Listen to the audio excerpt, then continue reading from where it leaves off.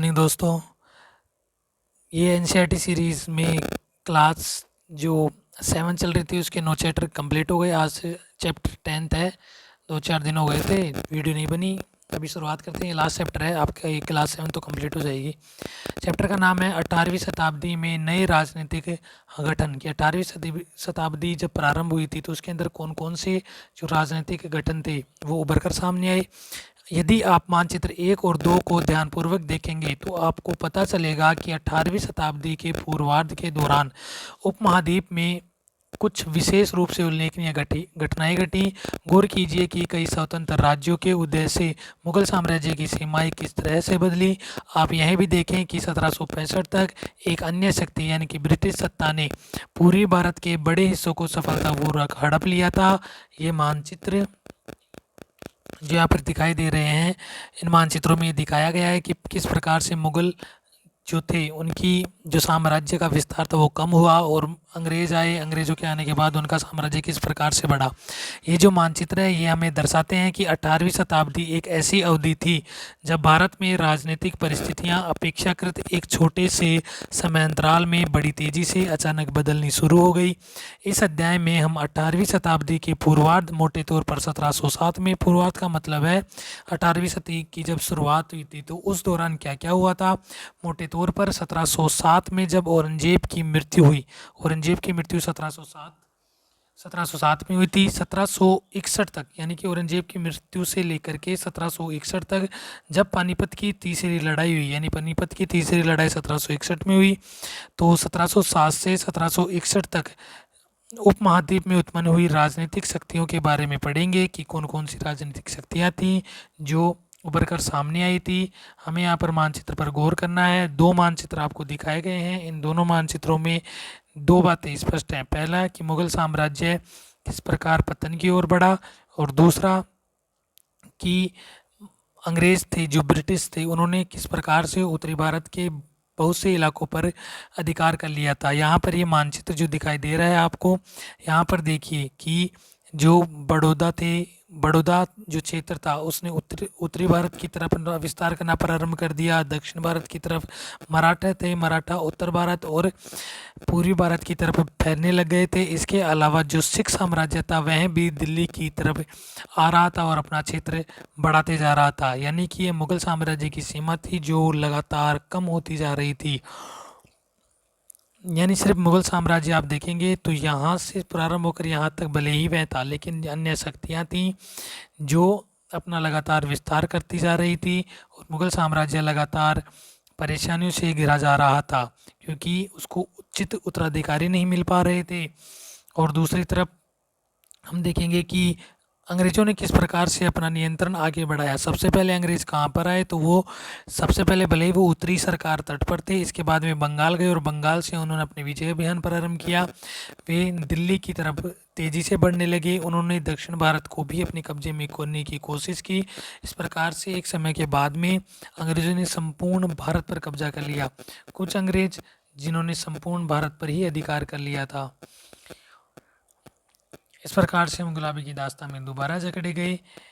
मुगल साम्राज्य और प्रवर्ती मुगलों के लिए संकट की स्थिति, अर्थात मुगल साम्राज्य, प्रवर्ती मुगल, यानी कि 1707 के बाद जब औरंगजेब की मृत्यु हुई तो उसके बाद जो मुगल थे उनके लिए किस प्रकार के संकट उभर कर सामने आए।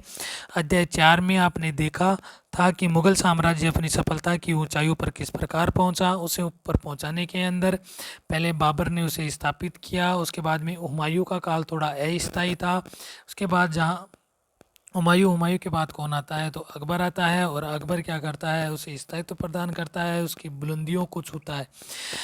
और फिर भले ही जहांगीर थोड़ा उचित नहीं था लेकिन उसका शासन भी ठीक ही था, शाहजहाँ रहा हो या फिर औरंगजेब रहा हो, इन सभी ने उस जो पराकाष्ठा थी मुगल साम्राज्य की उसको बनाए रखने की कोशिश की, असफल नहीं हुई। लेकिन औरंगजेब की मृत्यु के बाद आने वाले उत्तराधिकारी असफल हुए और मुगल साम्राज्य ढह गया। 17वीं शताब्दी के अंतिम वर्षों में उसके सामने तरह तरह के संकट किस प्रकार खड़े होने लगे थे। ऐसा अनेक कारणों से हुआ। कौन कौन से संकट थे जो औरंगजेब की मृत्यु के बाद सामने आए। बादशाह औरंगजेब ने दक्कन में 1679 से लंबी लड़ाई लड़ते हुए साम्राज्य के सैन्य और वित्तीय संसाधनों को बहुत अधिक खर्च कर दिया था, क्योंकि वे मराठों से लड़ाई लड़ रहे थे, मराठों को समाप्त करना चाहते थे। इसलिए उन्होंने अनेक लड़ाइयाँ लड़ी, लेकिन वो सफल नहीं हो पाए। इस जो लड़ाई थी, उस लड़ाई के दौरान उन्होंने साम्राज्य का जो धन था तथा सैन्य संसाधन थे उन्हें बहुत अधिक मात्रा में खर्च किया। आगे आने वाली जो पीढ़ियाँ थी उनके पास पर्याप्त धन और सैन्य शक्तियाँ नहीं बच पाई थी। औरंगजेब के उत्तराधिकारियों के शासनकाल में साम्राज्य के प्रशासन की कार्यकुशलता समाप्त होने लगी थी, अर्थात जो उत्तराधिकारी थे वे योग्य नहीं थे, अपना कार्य कुशलता से नहीं करते थे। मनसबदारों के शक्तिशाली वर्गों को वश में रखना केंद्रीय सत्ता के लिए कठिन हो गया था। मनसबदार अधिक शक्तिशाली हो गए थे। सूबेदारों के रूप में नियुक्त अभिजात अक्सर राजस्व और सैन्य प्रशासन यानी कि दीवानी और फौजदारी दोनों कार्यालय थे उन पर नियंत्रण रखते थे, अर्थात अब सूबेदार और मनसबदार ही थे जो शक्तिशाली हो रहे थे। मुगल जो राजा था वह कमज़ोर होता गया। इससे मुगल साम्राज्य के विशाल क्षेत्रों पर उन्हें विस्तृत राजनीतिक, आर्थिक और सैन्य शक्तियाँ मिल गई। किन्हें? मनसबदारों और जो सूबेदार थे उन्हें। जैसे जैसे सूबेदारों ने प्रांतों पर अपना नियंत्रण सुदृढ़ किया, राजधानी में पहुंचने वाला जो राजस्व था उसकी मात्रा में कमी आती गई, अर्थात जो सूबेदार और मनसबदार थे वह राजस्व स्वयं ही रखने लगे। केंद्र तक यानी कि दिल्ली तक जो पहुंचता था धन, उसकी मात्रा कम होने लगी। धन की वैसे ही कमी थी, धन में और कमी आ गई।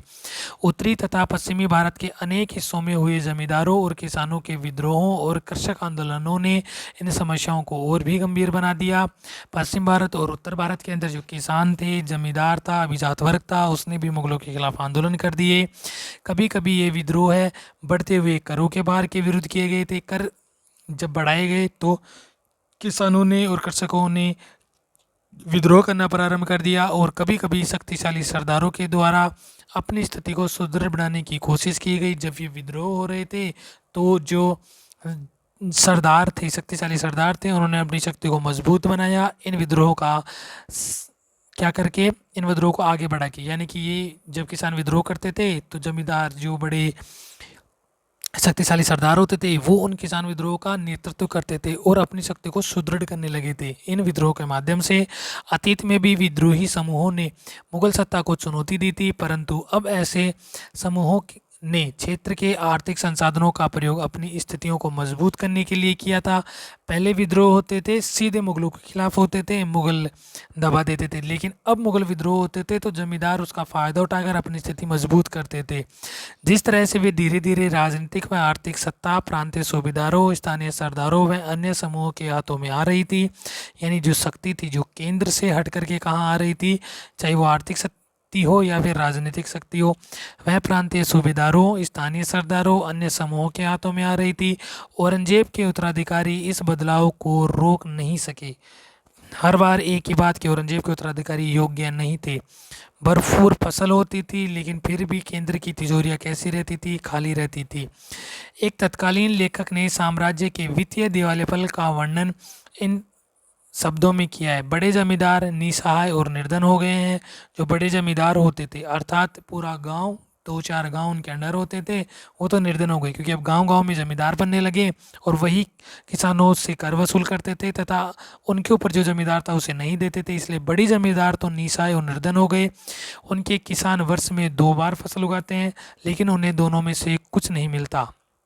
उनके स्थानीय गुमास्ते एक तरह से किसानों के हाथ की कठपुतली बने रहते हैं, जैसे कि स्वयं किसान अपने ऋणदाता के वश में रहता है। उल्टा होने लगा। पहला क्या होता था कि किसान होता था वह जमींदार की कठपुतली बना रहता था, जो जमींदार कहता था किसान को वैसा ही करना पड़ता था। लेकिन अब किसान भी क्या हो गए, विद्रोह करने लगे।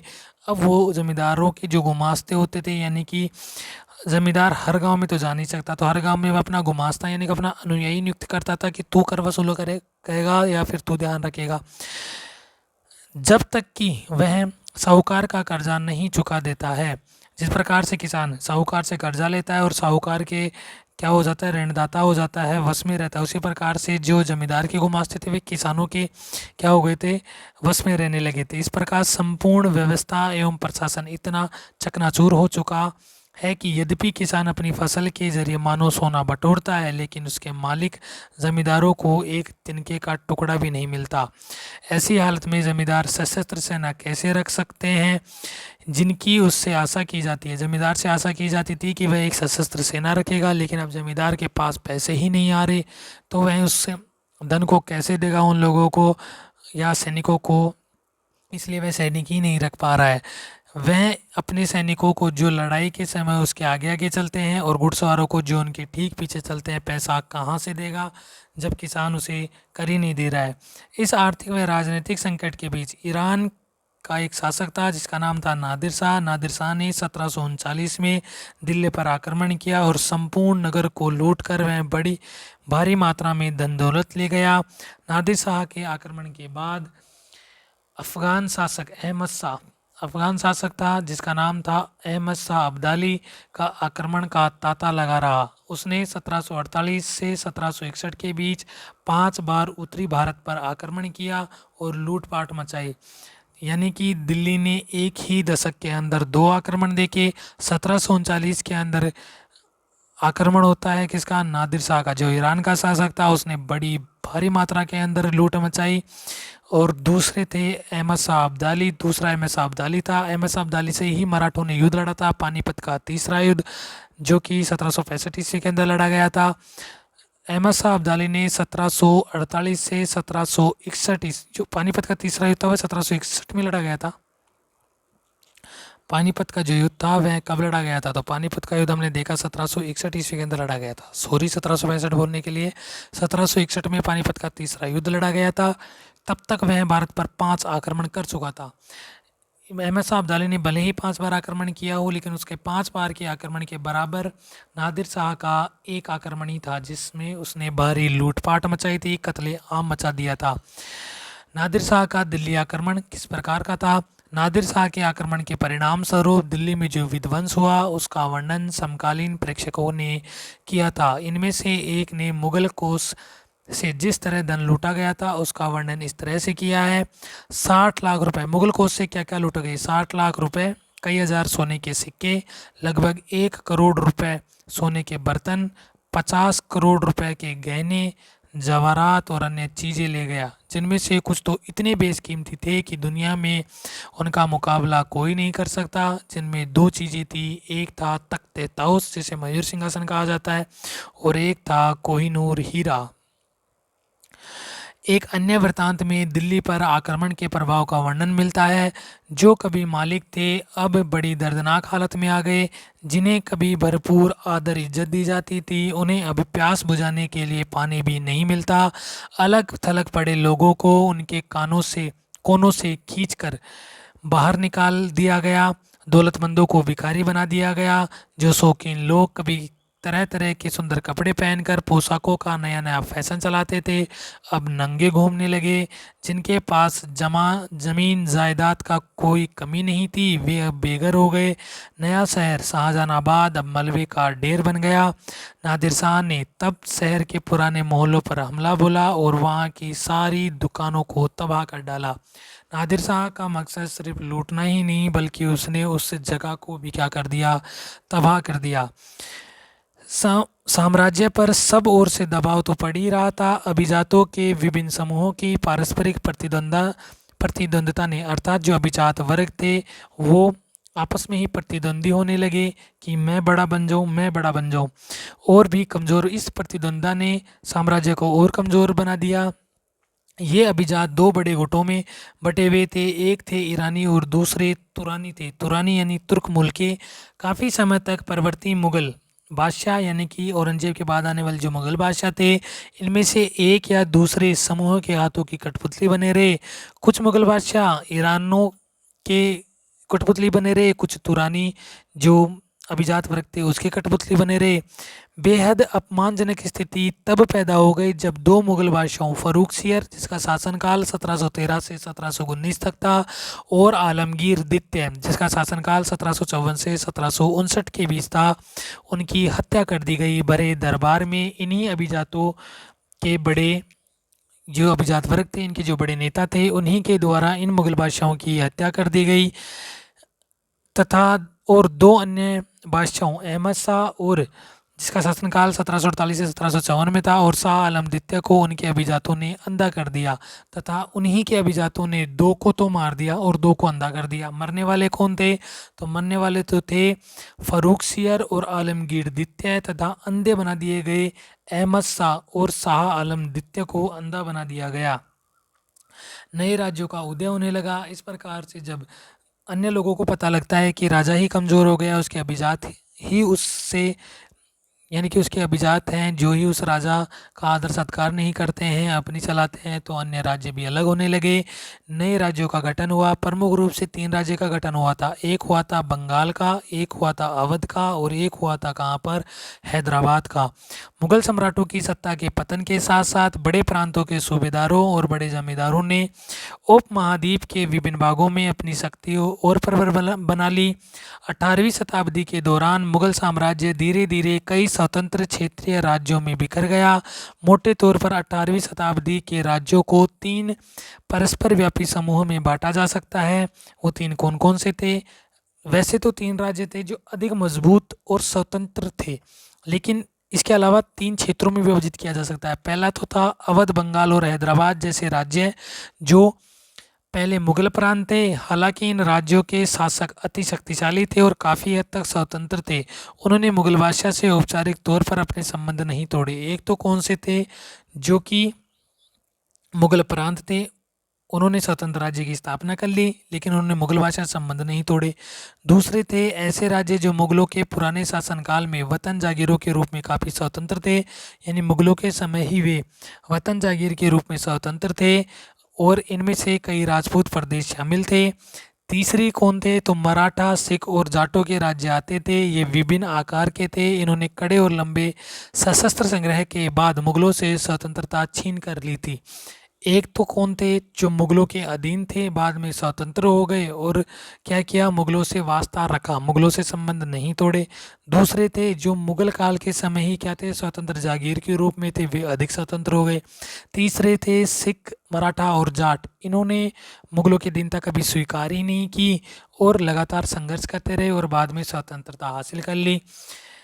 पुराने मुगल प्रांत कौन कौन से थे? तो पुराने मुगल प्रांतों में जिन उत्तराधिकारी राज्यों का उद्भव हुआ, उनमें से 3 राज्य प्रमुख थे, यानी कि जो मुगल प्रांत थे वो स्वतंत्र, उनमें 3 प्रमुख थे। एक था अवध, दूसरा बंगाल, तीसरा हैदराबाद। ये तीनों ही राज्य उच्च मुगल अभिजातों द्वारा स्थापित किए गए थे। इन तीनों राज्यों के संस्थापक थे शहादत खान, जो अवध के संस्थापक थे। सआदत खान अवध के संस्थापक थे, मुर्शद कुली खान बंगाल के संस्थापक थे, और आसफ जहां हैदराबाद के संस्थापक थे। ये ऐसे व्यक्ति थे जिनका मुगल दरबार में ऊंचा स्थान था। मुगल बादशाह को उन पर भरोसा और विश्वास था। आसफ जहां और मुर्शिद कुली खां दोनों को 7-7 हजार जात का दर्जा मिला हुआ था, जबकि शहादत खां की जात का दर्जा 6,000 था। शहादत खां जो कि अवध का जो नवाब था उसको 6,000 का, बाकी जो आसफ जहां और मुर्शिद कुली खां थे इन्हें 7-7 हजार जात का मनसबदार बना हुआ था, अर्थात ये उच्च पद पर थे। मुगल शासन था उसके दौरान ये उच्च अभिजात वर्ग थे। सबसे पहले बात करते हैं हैदराबाद के। हैदराबाद की स्थापना आसफ जहां ने की थी, जिनका पूरा नाम था निज़ाम उल मुल्क आसफ जहां, जिसका शासनकाल 1724 से 1748 तक रहा, जिसने हैदराबाद राज्य की स्थापना की थी।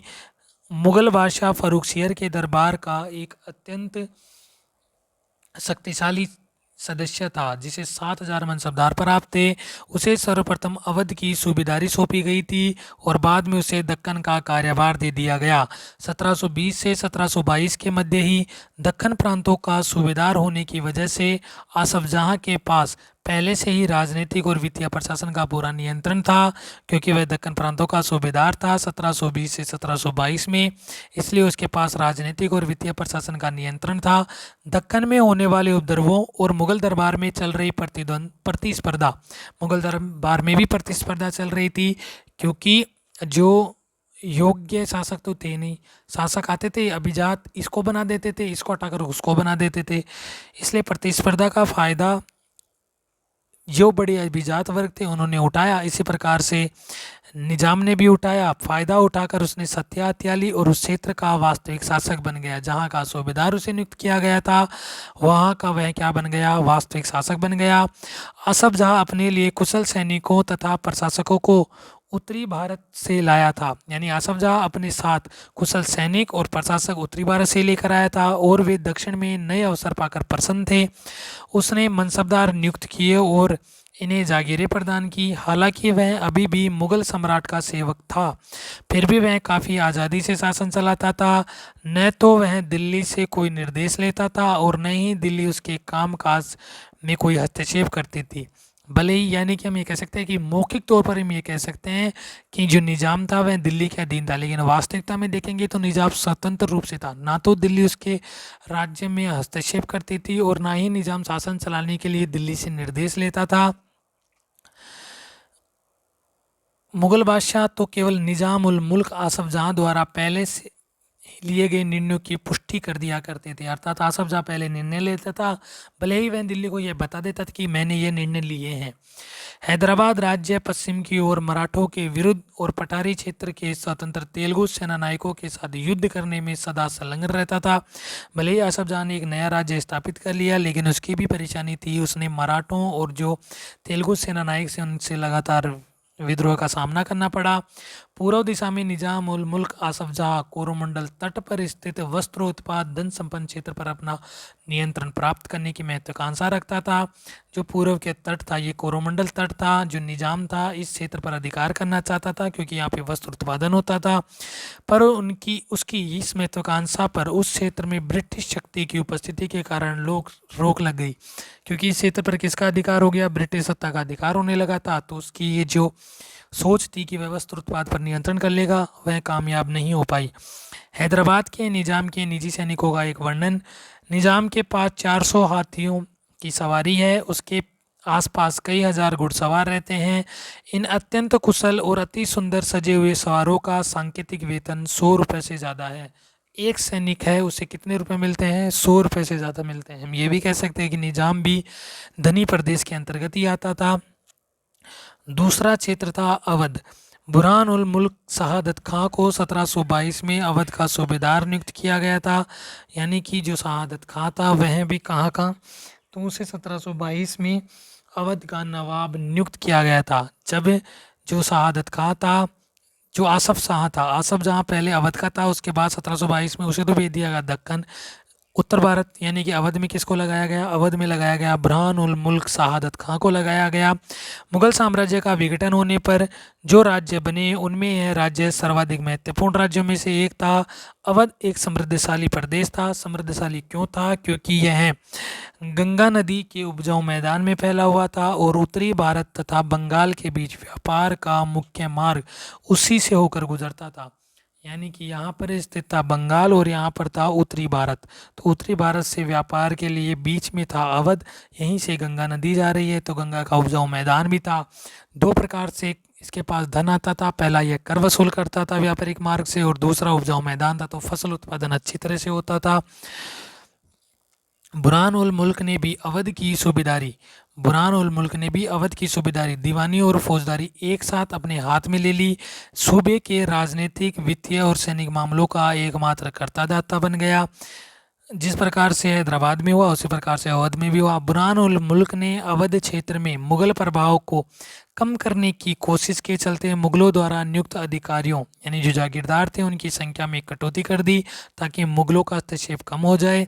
उसने जागीरों के आकार में भी कटौती की और रिक्त स्थानों पर अपने निष्ठावान सेवकों को नियुक्त कर दिया। मुगल शासकों ने जिन्हें नियुक्त किया था उन्हें तो हटा दिया गया, और निज़ाम ने, जो बुरहान उल मुल्क था, उसने क्या किया, अपने विश्वसनीय वहाँ पर नियुक्त कर दिए। धोखाधड़ी को रोकने के लिए जागीर अधिकारियों के खातों और लेखों की जांच की गई और नवाब के दरबार द्वारा नियुक्त अधिकारियों द्वारा सभी जिलों के राजस्व का फिर से निर्धारण किया गया। उसने अनेक राजपूत जमींदार जमींदारियों और रुहेलखंड के अफगानों की उपजाऊ कृषि भूमियों को अपने राज्य में मिला लिया। रुहेलखंड में जो कृषि भूमियाँ थीं, उपजाऊ कृषि भूमियाँ थीं जो अफगानों की थीं, उन्हें भी अपने राज्यों में मिला लिया। इसने बुरहानुल मुल्क ने, अर्थात धन संपदा पहले से अधिक थी, इसने उसे व्यवस्थित कर दिया। करों को नियंत्रण करना तथा करों की जांच करना, इसके लिए दरबार के अंदर अधिकारी नियुक्त कर दिए। राज्य ऋण प्राप्त करने के लिए स्थानीय सेठ, साहूकार और महाजनों पर निर्भर रहता था। राज्य राजस्व का ठेका सबसे ऊंची बोली लगाने वाले इजारेदार को देता था। इजारेदार राज्य को एक निश्चित रकम में भुगतान का वचन देते थे। स्थानीय साहूकार राज्य को ठेके की इस रकम के भुगतान की गारंटी देते थे कि हमने जितनी बोली लगाई हम उतना रुपए देंगे। दूसरी ओर इजारेदारों को कर का मूल्यांकन करने और उसे एकत्रित करने की खासी छूट दी गई थी कि किसानों पर जो कर लगाया गया है उसका मूल्यांकन भी करते थे कि बोली लगा दी गई है ऊंची, अब उसे वसूलने के लिए किसानों पर अधिक कर नहीं लगाया जाएगा। इन परिवर्तनों के फलस्वरूप साहूकारों और महाजनों जैसे कई नए सामाजिक समूह राज्य की राजस्व प्रणाली के प्रबंध को प्रभावित करने लगे। पहले ऐसा कभी नहीं हुआ था। पहले क्या होता था कि जमींदार नियुक्त करते थे, जमींदार कर वसूल करते थे, लेकिन अब होने लगा राजस्व का जो कर है वह एक मुश्त राशि में वसूल किया जाने लगा, ऊंची बोली लगाई जाने लगी, कर जो लगाया जाएगा उसका मूल्यांकन किया जाने लगा। इस प्रकार से कर व्यवस्था अवध में बहुत अच्छी थी। तीसरा राज्य था बंगाल। बंगाल में कौन? तो मुर्शिद कुली खां के नेतृत्व में बंगाल धीरे धीरे मुगल नियंत्रण से अलग हो गया। मुर्शिद कुली खां बंगाल के नायब थे, यानी कि प्रांत के सूबेदार के प्रतिनियुक्ति थे। सूबेदार ने भी किसे नियुक्त किया था? सूबेदार को हटाकर इन्हें नियुक्त किया गया था। मुर्शिद कुली खां को प्रतिनियुक्ति दी गई थी। यद्यपि मुर्शिद कुली खान औपचारिक रूप से सूबेदार कभी नहीं बना, अर्थात वह सूबेदार नहीं बना। जैसे बोलते हैं ना राष्ट्रपति, कार्यवाहक राष्ट्रपति, उसी प्रकार से सूबेदार था ना, वो तो हट गया था, उसके स्थान पर मुर्शिद कुली खां गया और वो प्रतिनियुक्त हो गया, यानी कार्यवाहक सूबेदार था, सूबेदार नहीं बन पाया। उसने बहुत जल्द सूबेदार के पद से जुड़ी हुई सत्ता अपने हाथ में ले ली। भले ही वह सूबेदार नहीं बना, लेकिन उस सूबेदार की जो शक्तियाँ थी अपने हाथ में ले ली। हैदराबाद और अवध के शासकों की तरह उसने भी राज्य के राजस्व प्रशासन पर अपना नियंत्रण जमाया। बंगाल में मुगल प्रभाव को कम करने के लिए उसने बंगाल के राजस्व का बड़े पैमाने पर पुनर्निर्धारण करने का आदेश दिया, ताकि मुगल जो प्रभाव था वह कम हो जाए और उसके अनुसार जो तय किए गए हैं उसके अनुसार कर वसूले जाएं। सभी जमींदारों से बड़ी कठोरता से राजस्व नगद वसूल किया जाता था। परिणाम स्वरूप बहुत से जमींदारों को महाजनों और साहूकारों से उधार लेना पड़ता था। जो लोग राजस्व का भुगतान नहीं कर पाते थे उन्हें मजबूरन अपनी ज़मीनें बड़े जमींदारों को बेचनी पड़ती थी। इस प्रकार 18वीं शताब्दी में बंगाल के एक क्षेत्रीय राज्य बन जाने से जमींदारों में काफ़ी बदलाव आया, क्योंकि जो बड़े जमींदार थे उन्हें मजबूरन अपनी ज़मीनें बेचनी पड़ी थी, क्योंकि वो जो साहूकारों से या महाजनों से ऋण वसूल करते थे वो चुका नहीं पाए। जमींदारों में काफ़ी बदलाव आ गया। राज्य और साहूकार के बीच हैदराबाद तथा अवध में जो घनिष्ठ संबंध था वह अलवर्दी खां के शासनकाल, जिसका शासनकाल 1740-1756 में था, बंगाल में भी स्पष्ट दिखाई दिया। उसके शासनकाल में जगत सेठ का साहूकार घराना अत्यंत समृद्धशाली हो गया, यानी कि साहूकार थे वे क्या हो गए? अधिक शक्तिशाली हो गए। यदि हम इन राज्यों के अभिलक्षणों का विहंग में दृष्टि डालें, यानी कि इनके अभिलक्षणों पर विहंग में दृष्टि डालें, तो हमें उनमें से कुछ सामान्य विशेषताएं देखने को मिलेंगी। प्रथम, यद्यपि बड़े राज्य पुराने मुगल अभिजातों द्वारा स्थापित किए गए थे, ये अभिजात कुछ प्रशासनिक व्यवस्थाओं के प्रति संदेहास्पद थे जो उन्हें उत्तराधिकार में मिले थे। विशेषतः वे जागीरदार व्यवस्था को अत्यंत संदेह की दृष्टि से देखा करते थे। दूसरा, उनके कर प्राप्त करने के तरीके मुगलों से भिन्न थे। कर संग्रह के लिए राज्य के उत्तराधिकारियों पर निर्भर न रहकर तीनों राज्यों हैदराबाद, अवध और बंगाल ने राजस्व वसूली के लिए इजारेदारी के साथ ठेके कर लिए, अर्थात ठेके पर ही कर दिया जाता था। ज़मीन दे दी जाती थी कि ये क्षेत्र है, इस पर इतना कर लिया जाएगा, कोई भी ले लो। इजारेदारी, बोली लगाई जाती थी। इजारेदारी की प्रथा जो मुगलों द्वारा पूर्णतः नापसंद की गई थी, 18वीं शताब्दी में समस्त भारत में फैल गई थी।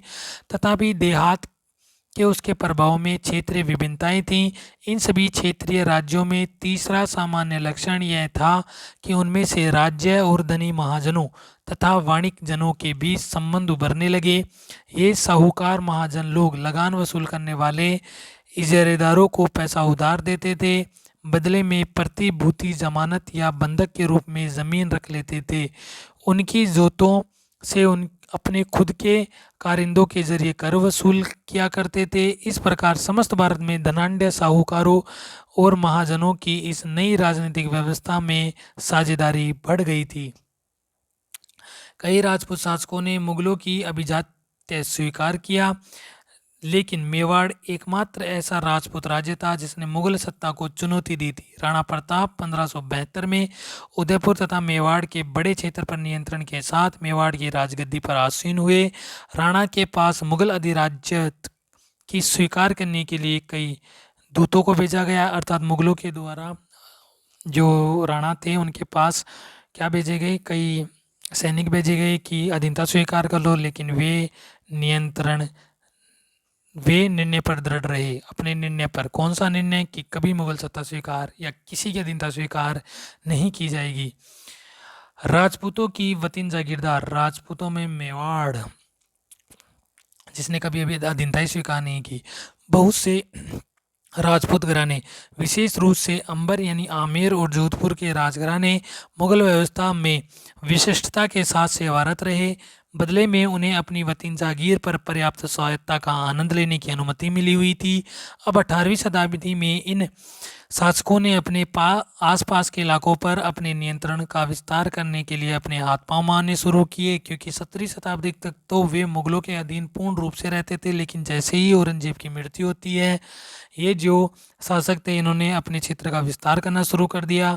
जोधपुर के राजा अजीत सिंह ने भी मुगल दरबार की गुटिया राजनीति में अपने पैर फंसा लिए। इन प्रभावशाली राजपूत घरानों ने गुजरात और मालवा के लाभदायक सूबों की सूबेदारी का दावा किया। वे गुजरात और मालवा की सूबेदारी लेना चाहते थे। जोधपुर के राजा अजीत सिंह को गुजरात की सूबेदारी और आमेर के राजा यानी अंबर जिसे आमेर कहा जाता है के राजा सवाई राजा जयसिंह को मालवा की सूबेदारी मिल गई। बादशाह जहांदार शाह ने 1713 में इन राजाओं के इन पदों का नवीनीकरण कर दिया। उन्होंने अपने वतनों के पास पड़ोस के शाही इलाकों के कुछ हिस्सों पर कब्जा करने की कोशिश की। जोधपुर राजघराने ने नागौर को जीत लिया और अपने राज्य में मिला लिया। दूसरी ओर अंबर ने बूंदी के बड़े बड़े हिस्सों पर अपना कब्जा जमा लिया। सवाई राजा जयसिंह ने जयपुर में अपनी नई राजधानी स्थापित की, यानी कि जयपुर किसकी स्थापना है, तो सवाई जयसिंह के द्वारा जयपुर की स्थापना की गई। 1722 में आगरा की सूबेदारी दे दी गई। 1740 के दशक में राजस्थान में मराठों के अभियानों ने इन रजवाड़ों पर भारी दबाव डालना शुरू कर दिया, जिससे उनका अपना विस्तार आगे होने से रुक गया। अर्थात ये और अधिक विस्तार कर रहे थे, लेकिन मराठों ने हस्तक्षेप करना प्रारंभ कर दिया। मराठे इनके जागीरों में घुसने लगे। कई राजपूत सरदारों ने पहाड़ी की चोटियों पर किले बनवाए जो सत्ता के केंद्र बने। व्यापक किलेबंदी के साथ इन भव्य संरचनाओं में नगर, महलें, मंदिर, व्यापार केंद्र, जल संरक्षण संरचनाएं और अन्य इमारतें होती थी। चित्तौड़गढ़ किले में तालाब, कुएं यानी कुंडी, बावली जैसे जल निकाय थे। यहाँ पर जो है ये चित्र दिखाई दे रहा है, ये चित्तौड़ का भव्य किला है। जयपुर के राजा जयसिंह, 1732 के एक फारसी वृत्तांत में राजा जयसिंह का वर्णन मिलता है। राजा जयसिंह अपनी सत्ता की चरम सीमा पर थे। 12 वर्ष के लिए वे आगरा के सूबेदार रहे और 5 या 6 वर्ष के लिए मालवा के सूबेदार रहे। उनके पास विशाल सेना, तोपखाना और भारी मात्रा में धन संपदा थी। उनका प्रभाव दिल्ली से लेकर नर्मदा के तट पर फैला हुआ था। जयपुर में जो दिखाई दे रहा है ये जंतर मंतर है। आम्बेर के शासक सवाई जयसिंह ने दिल्ली, जयपुर, उज्जैन, मथुरा और वाराणसी के अंदर कितनी, तो 5 खगोलीय वेधशालाओं का निर्माण कराया, जिन्हें जंतर मंतर के नाम से जाना जाता है। सबसे बड़ी कहाँ पर थी, तो वह थी जयपुर के अंदर। इसके अलावा दिल्ली, उज्जैन, मथुरा और वाराणसी, दिल्ली, उज्जैन, दिल्ली के अंदर, उज्जैन के अंदर, वाराणसी के अंदर और मथुरा के अंदर कितनी, तो 4 तो राज्य के बाहर यानी कि जयपुर के बाहर, 1 जयपुर में जो कि जयपुर जंतर मंतर है। इस प्रकार से 5 वेधशालाओं का निर्माण कराया जिन्हें जंतर मंतर के नाम से जाना जाता है, जिनमें जयपुर सबसे बड़ी है। जंतर मंतर के नाम से विख्यात इन वेधशालाओं में खगोलीय पिंडों के अध्ययन हेतु उपकरण लगे हुए हैं। ये जो किला दिखाई दे रहा है ये मेहरानगढ़ किला है जो जोधपुर का है। आज़ादी हासिल करना, हमने बात की कि जाट, सिख और मराठों ने क्या की, आज़ादी बनाए रखने और आज़ादी हासिल करने के लिए मुगलों से अनेक लड़ाइयाँ लड़ी। सिख अध्याय 8 में आपने पढ़ा कि 17वीं शताब्दी के दौरान सिख एक राजनीतिक समुदाय के रूप में गठित हो गए। इससे पंजाब के क्षेत्रीय राज्य निर्माण को बढ़ावा मिला। गुरु गोविंद सिंह ने 1699 में खालसा पंथ की स्थापना से पूर्व और उसके पश्चात राजपूत व मुगल शासकों के खिलाफ कई लड़ाइयाँ लड़ी। यानी गुरु गोविंद सिंह जी थे जो कौन से थे? 10वें गुरु गोविंद सिंह जी थे। उन्होंने 1699 में खालसा पंथ की स्थापना की और उससे भी पूर्व यानी खालसा पंथ की स्थापना से पूर्व और राजपूत व मुगल शासकों के खिलाफ कई लड़ाइयाँ लड़ी। 1708 में गुरु गोविंद सिंह की मृत्यु के बाद बंदा बहादुर के नेतृत्व में खालसा ने मुगल सत्ता के खिलाफ विद्रोह किए। उन्होंने बाबा गुरु नानक और गुरु गोविंद सिंह के नाम वाले सिक्के गढ़कर अपने शासन को सार्वभौम बनाया। यानी कि बंदा बहादुर ने सिक्के डाले कि ये मेरे राज्य के सिक्के हैं, उन पर गुरु गोविंद सिंह और गुरु नानक देव जी के क्या नाम के सिक्के जो थे वो गढ़े गए। सतलुज और यमुना नदियों के बीच के क्षेत्र में उन्होंने अपने प्रशासन की स्थापना की। 1715 में बंदा बहादुर को बंदी बना लिया गया और उसे 1716 में मार दिया गया। अर्थात 1715 में बंदा बहादुर को पकड़ लिया गया और उन्हें मार दिया गया। 18वीं शताब्दी में कई योग्य नेताओं के नेतृत्व में सिखों ने अपने आप को पहले जत्थों में और बाद में मिसलों में संगठित किया। इन जत्थों और मिसलों की संयुक्त सेनाएं दल खालसा कहलाती थी। उन दिनों दल खालसा बैसाखी और दिवाली के पर्वों पर अमृतसर में मिलता था। इन बैठकों में वे सामूहिक निर्णय लिए जाते थे जिन्हें गुरमत्ता गुरु के प्रस्ताव कहा जाता था। सिखों ने राखी व्यवस्था स्थापित की जिसके अंतर्गत किसानों को उनकी उपज का 20% कर के रूप में लेकर बदले में उन्हें संरक्षण प्रदान किया जाता था। अर्थात किसानों से 20% कर के रूप में ही लिया जाता था और किसानों को संरक्षण दिया जाता था। इस व्यवस्था को कौन सी व्यवस्था कहा गया? इसे कहा गया राखी व्यवस्था कहा गया। गुरु गोविंद सिंह ने खालसा को प्रेरित किया था कि शासन उनके भाग्य में है, यानी कि राज करेगा खालसा। अपने सुनियोजित संगठन के कारण खालसा पहले मुगल सूबेदारों के खिलाफ और फिर एम.एस. अब्दाली के खिलाफ सफल विरोध प्रकट कर सका। एम.एस. अब्दाली ने मुगलों से पंजाब का समृद्ध प्रांत और सरहिंद की सरकार को अपने कब्जे में कर लिया था। खालसा ने 1765 में अपना सिक्का गढ़कर सार्वभौम शासन की घोषणा की। यह महत्वपूर्ण है कि सिक्के पर उत्कीर्ण शब्द वही थे जो बंदा बहादुर के समय खालसा के आदेशों पर पाए जाते थे। यानी कि उन्होंने भी क्या चलाई? एक वंश चलाया कि पहले गुरु गोविंद सिंह, फिर बंदा बहादुर, उसके बाद जो अनुयायी उन्होंने भी, और सिक्के वही चलाए जो बंदा बहादुर ने चलाए थे। 18वीं शताब्दी के अंतिम भाग में सिख इलाके सिंधु से यमुना तक फैले हुए थे। यद्यपि ये विभिन्न शासकों में बटे हुए थे। इनमें से एक शासक महाराजा रणजीत सिंह ने विभिन्न सिख समूहों में फिर से एकता कायम करके 1799 में लाहौर को अपनी राजधानी बनाया। मराठा किस प्रकार से मराठों ने युद्ध लड़ा, तो शिवाजी का ये रूप चित्र है। 17वीं शताब्दी के अंत तक दक्कन में शिवाजी के नेतृत्व में एक शक्तिशाली राज्य के उदय की शुरुआत हुई जिससे अंततः एक मराठा राज्य की स्थापना हुई। शिवाजी का जन्म 1630 में शाहाजी और जीजाबाई से हुआ था। यानी कि शिवाजी के पिता का नाम था शाहाजी भोंसले और माता का नाम था जीजाबाई। 1630 में शिवाजी का जन्म होता है। अपनी माता और अभिभावक दादा कोंडदेव के मार्ग निर्देशन में शिवाजी कम उम्र में ही विजय पथ पर निकल पड़े। जावली पर कब्जे ने उन्हें मावला पठारों का अविवादित मुखिया बना दिया। जो मावला पठारों का जो अविवादित मुखिया बना दिया गया किसने? तो जावली पर कब्जे में, यानी शिवाजी ने जावली पर कब्जा कर लिया। जिसने उनके क्षेत्र विस्तार का पथ प्रशस्त किया। बीजापुर और मुगलों के खिलाफ उनके कारनामों ने उन्हें विख्यात व्यक्तित्व बना दिया।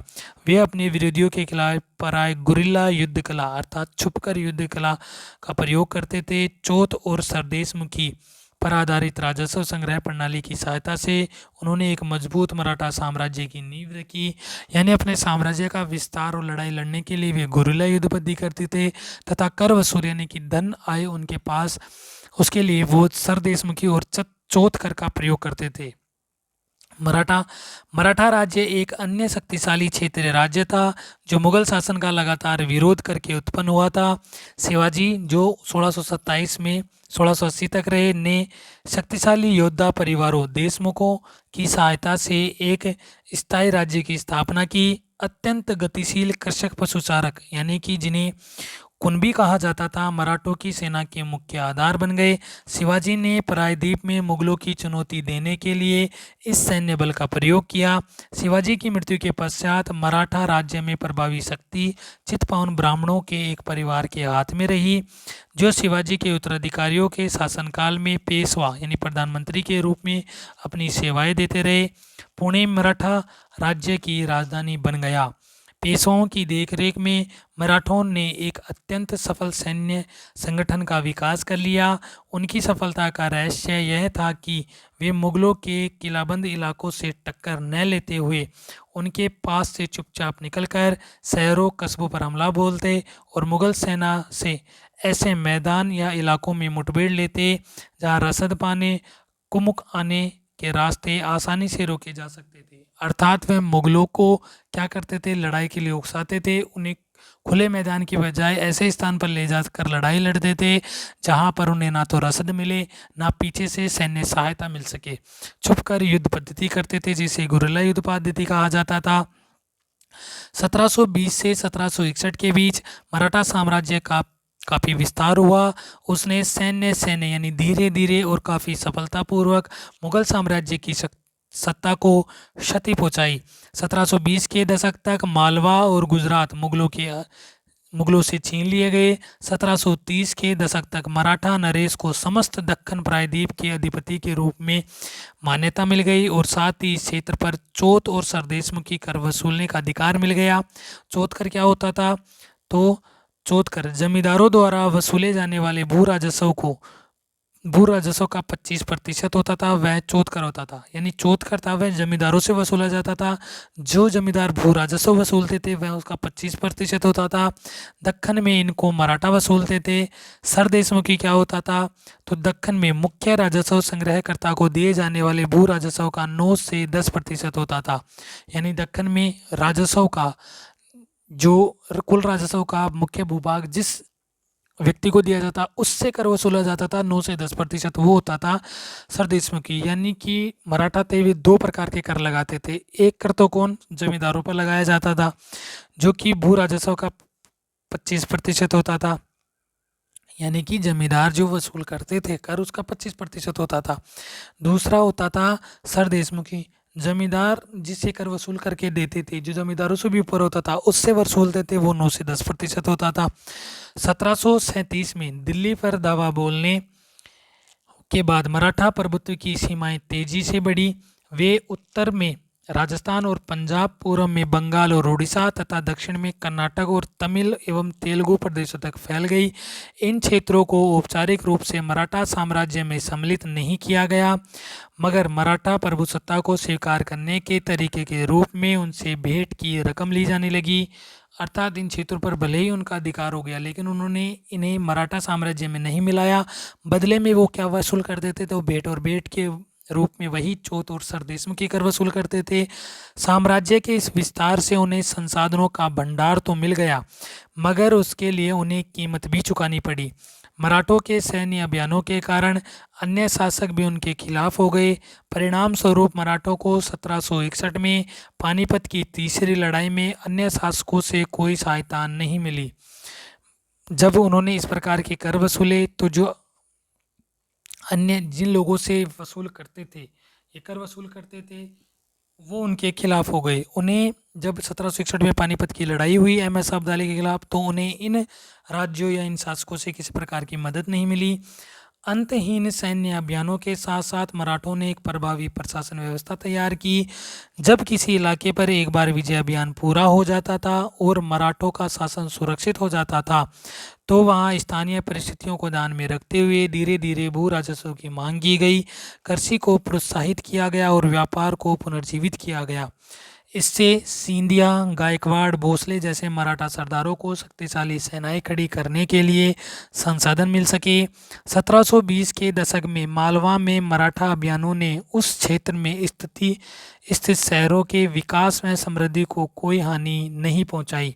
अर्थात इन अभियानों में भले ही उन्होंने क्षेत्रों को अपने अधिकार में ले लिया, लेकिन उन्होंने इन क्षेत्रों के शहरों के विकास और समृद्धि में किसी प्रकार की बाधा नहीं डाली। उज्जैन सिंधिया के संरक्षण में, इंदौर होलकर के आश्रय में फलता फूलता रहा। ये शहर हर तरह से बड़े और समृद्धशाली थे और वे महत्वपूर्ण वाणिज्य और सांस्कृतिक केंद्रों के रूप में कार्य कर रहे थे। मराठों द्वारा नियंत्रित इलाकों में व्यापार के नए मार्ग खुले। चंदेरी के क्षेत्र में उत्पादित रेशमी वस्त्रों को मराठों की राजधानी पुणे में नया बाजार मिला। बुरहानपुर पहले आगरा और सूरत के बीच की दूरी पर ही अपने व्यापार में संलग्न था, लेकिन अब उसने अपने वाणिज्य भीतरी क्षेत्रों को बढ़ाकर दक्षिण में पुणे और नागपुर को तथा पूर्व में लखनऊ और इलाहाबाद को शामिल कर लिया। अर्थात बुरहानपुर भी एक बड़ा व्यापारिक केंद्र बन गया था। जाट साम्राज्य अन्य राज्यों की तरह जाटों ने भी 17वीं और 18वीं शताब्दी में अपनी सत्ता सुदृढ़ की। अपने नेता चूड़ामन के नेतृत्व में उन्होंने दिल्ली के पश्चिम में स्थित क्षेत्रों पर अपना नियंत्रण कर लिया। 1680 के दशक तक आते आते उनका प्रभुत्व दिल्ली और आगरा के दो शाही शहरों के बीच के क्षेत्र पर होना शुरू हो गया, यानी दिल्ली और आगरा का जो मध्य क्षेत्र था यह जाटों के अधीन होने लगा। वस्तुतः कुछ अरसे के लिए वे आगरा शहर के अभिरक्षक भी बन गए। जाट समृद्ध कृषक थे और उनके प्रभुत्व क्षेत्र में पानीपत तथा वल्लभगढ़ जैसे शहर महत्वपूर्ण व्यापारिक केंद्र बन गए। सूरजमल के राज में भरतपुर शक्तिशाली राज्य के रूप में उभरा। 1739 में जब नादिर शाह ने दिल्ली पर हमला बोलकर उसे लूटा, तो दिल्ली के कई प्रतिष्ठित व्यक्तियों ने भरतपुर में शरण ली। यानी कि जब नादिर शाह ने दिल्ली में आक्रमण किया था, तो जो भरतपुर के शासक थे उनने वे अधिक शक्तिशाली थे। दिल्ली के शासक उनके यहाँ जाकर के क्या करने लगे, शरण लेने लगे। नादिर शाह के पुत्र जवाहिर शाह के पास 30,000 सैनिक थे। उसने 20,000 अन्य सैनिक मराठाओं से लिए, 15,000 सैनिक सिखों से लिए और इनके बलबूते वह मुगलों से लड़ा। यानी आप ये देखो कि नादिर शाह के पुत्र जवाहर सिंह की मदद किस किस ने की, तो मराठों ने, क्योंकि 20,000 सैनिक मराठों से लिए गए, सिखों से 15,000 सैनिक ले गए, यानी सिख और मराठों ने सहायता की। जहां भरतपुर का किला काफ़ी हद तक पारंपरिक शैली में बनाया गया, वहीं दीग यानी डीग में जाटों ने अंबर और आगरा की शैलियों का समन्वय करते हुए एक विशाल बाग महल बनाया। शाही वास्तुकला से जिन रूपों को पहली बार शाहजहां के युग में जोड़ा गया था, दीग की इमारतें उन्हीं रूपों के नमूने पर बनाई गई थी, जिनके बारे में हम अध्याय 5 और 9 दोनों के चित्र 12 को देखेंगे। ये देखते हैं कि जाटों की शक्ति सूरजमल के समय पराकाष्ठा पर पहुंची, जिन्होंने 1756 से 63 के मध्य भरतपुर जाट राज्य को, आधुनिक राजस्थान में है जो भरतपुर, संगठित किया। सूरजमल के राजनीतिक नियंत्रण में जो क्षेत्र शामिल थे उनमें आधुनिक पूर्वी राजस्थान, दक्षिणी हरियाणा, पश्चिमी उत्तर प्रदेश, दिल्ली शामिल थे। सूरजमल ने कई किले और महल बनवाए, जिनमें भरतपुर का प्रसिद्ध लोहागढ़ का किला इस क्षेत्र में बने सबसे मजबूत किलों में से एक है। यहाँ पर हमें जो चित्र दिखाई दे रहा है, ये 18वीं सदी में दीग का राजमहल है। इमारत की छत पर मुख्य सभा भवन में बांग्ला गुंबद पर गौर कीजिए। ये जो गुंबद दिखाई दे रहा है ये बांग्ला गुंबद है। फ्रांसीसी क्रांति, इसी दौरान जब भारत में मुगलों की उथल पुथल और ब्रिटिश साम्राज्य का आगमन हो रहा था, उसी दौरान फ्रांसीसी क्रांति हुई 1789 से 1794 में। 18वीं शताब्दी में भारत की विभिन्न राज्य व्यवस्थाओं में जनसाधारण को अपनी अपनी सरकारों के कार्यों में हिस्सा लेने का अधिकार नहीं था। ऐसी स्थिति पश्चिमी दुनिया में 18वीं शताब्दी के आखिरी दशकों तक बनी हुई थी। अमेरिकी 1776 से 1781 और फ्रांसीसी क्रांतियों ने, जो कि 1789 से 1794 में हुई, इस स्थिति को और साथ साथ अभिजात वर्ग के सामाजिक व राजनीतिक प्राधिकारों को चुनौती दी। फ्रांसीसी क्रांति के दौरान मध्य वर्गों, किसानों और शिल्पकारों ने पादरीगण और अभिजातों के विशेष अधिकारों के खिलाफ लड़ाई लड़ी। उनका मानना था कि समाज में किसी भी समूह के जन्मसिद्ध प्राधिकार नहीं होने चाहिए, बल्कि लोगों की सामाजिक स्थिति योग्यता पर निर्भर करनी चाहिए। फ्रांसीसी क्रांति के दार्शनिकों ने यह सुझाया कि सभी के लिए समान कानून और समान अवसर होने चाहिए। उनका यह भी कहना था कि सरकार की सत्ता लोगों से बननी चाहिए और जनता को सरकार के कार्यों में भूमिका अदा करने का अधिकार होना चाहिए। फ्रांसीसी और अमेरिकी क्रांतियों जैसे आंदोलनों ने धीरे धीरे प्रजाओं को नागरिकों में बदल डाला। जो पहले प्रजा थी, अब वो नागरिक थे। नागरिक होने का मतलब उनके अधिकार हैं। नागरिकता, राष्ट्रीय, राज्य एवं लोकतांत्रिक अधिकारों के विचारों ने भारत में 19वीं शताब्दी के अंतिम दशक में जड़ें पकड़ ली। इसी नागरिकता ने भारत में भी क्या की, बड़ी क्रांति में योगदान दिया। लोगों को बताया कि उनके भी कुछ अधिकार हैं। यहाँ पर देखिए तो 20 शब्द हैं: सूबेदारी, दल खालसा, मिसल, फौजदारी, इजारेदारी, चौथ और सरदेशमुखी कर। सूबेदार कौन होता है? सूबेदार पहले मराठों पर लगाया जाने वाला कर कौन था? मराठों द्वारा लगाया जाने वाला कर था, जिसका नाम था चौथ। सिख योद्धाओं का जो समूह था उसे क्या कहा जाता था? तो उसे मिसल कहा जाता था। एक मुगल सैन्य कमांडर, जिसे क्या कहा जाता था? जिसे सूबेदार कहा जाता था। मराठा कृषक योद्धा, जिन्हें कुणबी कहा जाता था। प्रांतीय सूबेदार थे वे फौजदार कहलाते थे। उच्च अभिजात था, जिसे कहा जाता था उमरा। और एक राजस्व कृषक कौन होता था? तो राजस्व जो कृषक होता था वह कौन होता था? तो वह क्या इजारादार होता था। इजारेदारी तो कहाँ होती थी कि बोली लगा दी जाती थी। तो हम ये कह सकते हैं कि राजस्व कृषक ही क्या था? इजारेदार था, कि राजस्व वसूल करता था। इस प्रकार से आपके जो एनसीईआरटी थी उसके अंदर क्लास 7th और 6 कंप्लीट हो चुकी है। अब क्लास 8, 9, 10th, 11, 12th ये चालू करेंगे। इनकी वीडियो एक एक दो आती रहेगी। जो कंपटीशन की एग्ज़ाम है, जैसे कि अभी आरएएस की एग्ज़ाम आई हुई है, जिसकी एग्ज़ाम नवंबर के अंदर जो पेपर लगेगा, तो उसके लिए भी कुछ है, जैसे कि करंट है। मैं ये नहीं करा कि मैं करंट तैयार कराऊंगा, ये है कि मैंने शॉर्ट नोट्स बनाए हैं, उनकी वीडियो डाल दूंगा।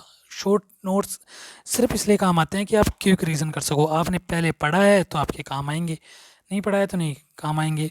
और मेरे शॉर्ट नोट्स है वो सूजस पर आधारित होंगे, यानी कि सूजस है उसके माध्यम से मैंने बनाए थे, तो वो वीडियो डाल देंगे, उसका रोज़ का डाल देंगे। जैसे अभी हाल ही के अंदर मई का करंट गया है, तो मई और जून है, पहले मई का पढ़ लेंगे, उसके बाद में जून का पढ़ लेंगे। इस प्रकार से पूरा हो जाएगा आपका क्वेश्चन। तो करंट के लिए 2 चीज़ें पढ़नी होती हैं, एक है सूजस पढ़ो और एक अंतर्राष्ट्रीय क्रोनोलॉजी पढ़ो। आप एडिटोरियल है वो तो आपको पढ़ना ही है, वो अखबार है, तो आप उसको रोज़ पढ़ोगे तो आपको जल्दी याद होंगी चीज़ें। आज के लिए धन्यवाद, मिलते हैं नेक्स्ट वीडियो में।